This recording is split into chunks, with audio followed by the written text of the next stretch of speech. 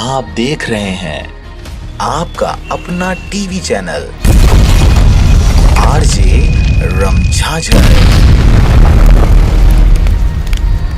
जज्बात के रंग, भरोसा के संग।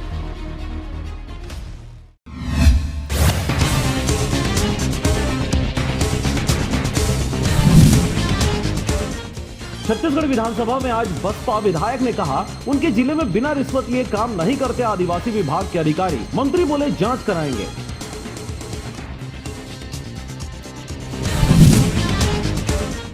बेजुबानों का गुनाहगार गिरफ्तार। बिलासपुर में ट्रक से बूचड़ खाने ले जाते 26 मवेशी छुड़ाए गए। पुलिस ने पकड़ा तो 1 लाख रुपए की रिश्वत का दिया लालच। रायपुर पुलिस निभा रही सामाजिक जिम्मेदारी। 300 से ज्यादा बच्चों को निखारने में जुटे पुलिस अफसर। पढ़ाई के साथ हुनर की भी ट्रेनिंग।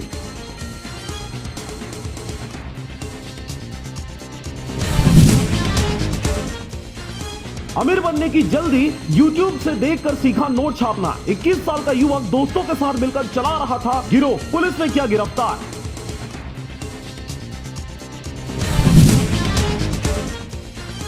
सबक सिखाने बन गया चोर। पुराने मालिक से बदला लेने बनाया प्लान। 10 लाख का लूट करने वाला आरोपी अब बिलासपुर पुलिस की गिरफ्त में।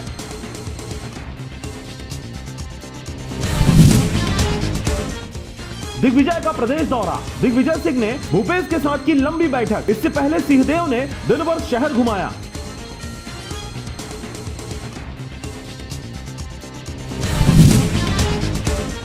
रायगढ़ में लेट लतीफी। 4 जगहों पर पसरा बनाने ठेकेदारों को वर्क ऑर्डर दिया, पर जमीन तय नहीं, इसलिए 4 महीने से निर्माण अटका।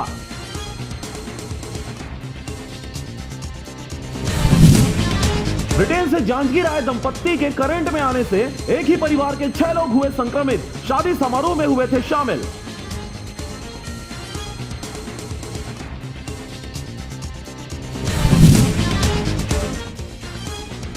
रायगढ़ में धान खरीदी 17 दिन में 25 लाख क्विंटल की खरीदी। बारदाने कम होने के कारण किसान को भारी परेशानी।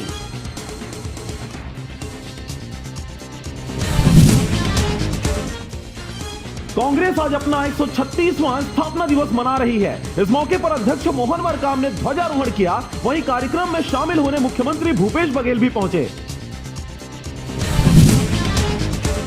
छत्तीसगढ़ विधानसभा में गूंजा अपराध और बेरोजगारी का मुद्दा। विपक्ष ने कहा कई विभागों में पद खाली है और सरकार हाथ पर हाथ धरे बैठी है। इस बात को लेकर विधानसभा में हुआ हंगामा।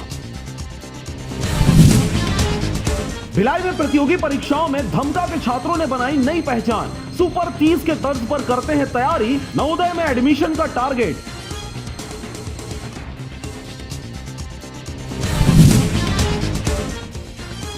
राजीव भवन में मनाया गया कांग्रेस का स्थापना दिवस। सीएम भूपेश बघेल बोले देश सेवा में आगे रही कांग्रेस। त्याग और बलिदान हमारी विचारधारा।